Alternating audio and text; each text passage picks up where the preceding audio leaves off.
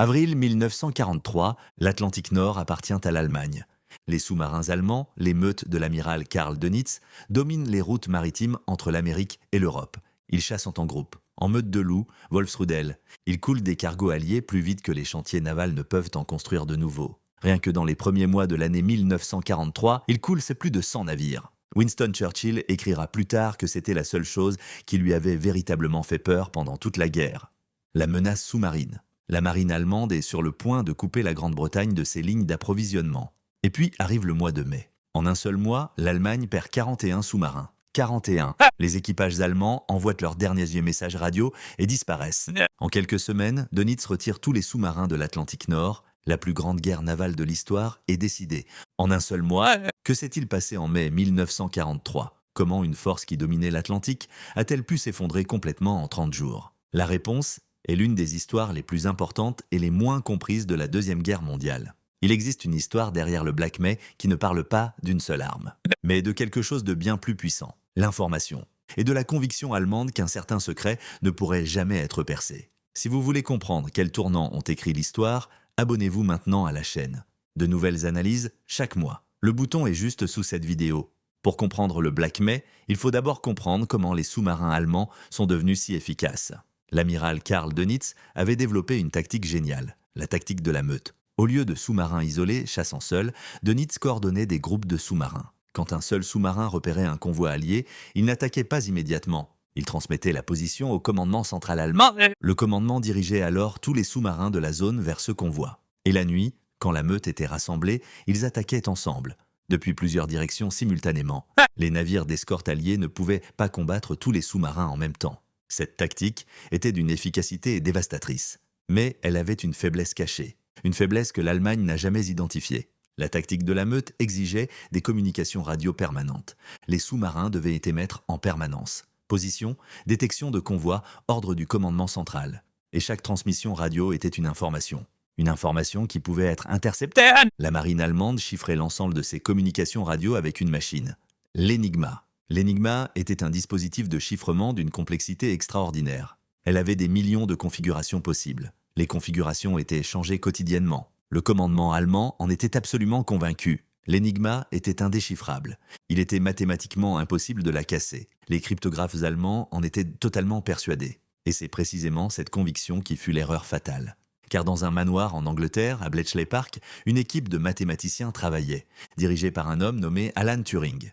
Et ils avaient cassé l'Enigma. Soutenez cette chaîne sur Buy Me a Coffee. Le lien est dans la description. Chaque contribution aide à produire davantage d'analyses comme celle-ci. Merci.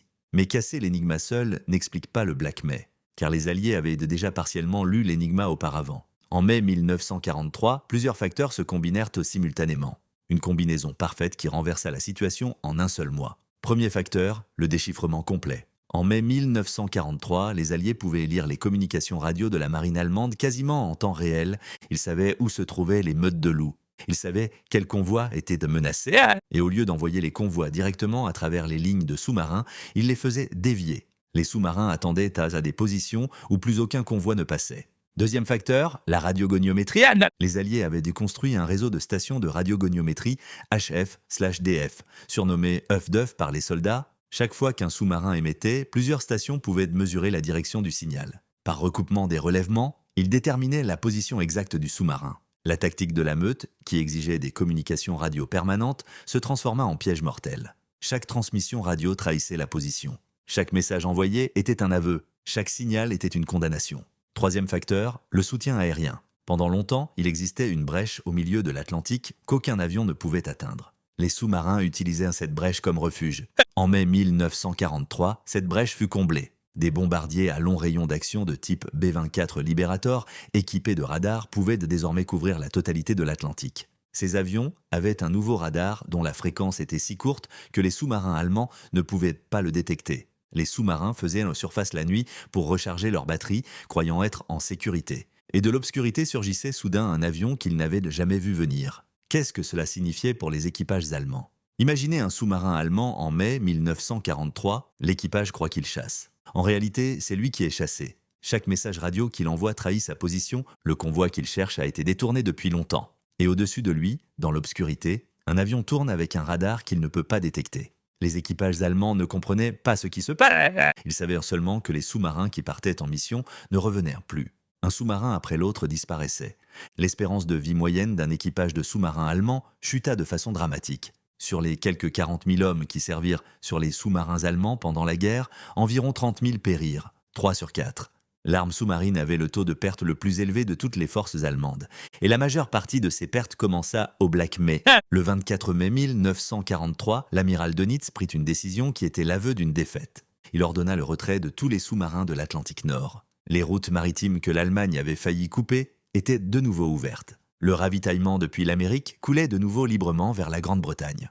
L'invasion de la Normandie, un an plus tard, aurait été impossible sans ce ravitaillement continu. Dönitz écrivit dans son journal de guerre que l'ennemi avait attiré tous les avantages de son côté. Mais il ne comprit pas pourquoi. Il soupçonna de nouvelles technologies radar, des tactiques améliorées.